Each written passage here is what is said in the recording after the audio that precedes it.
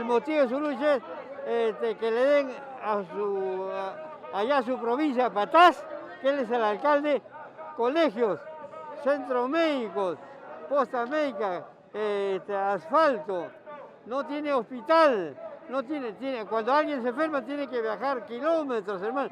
Y ese es el problema a nivel nacional, ¿ah? Él representa la aspiración de todas las provincias olvidadas.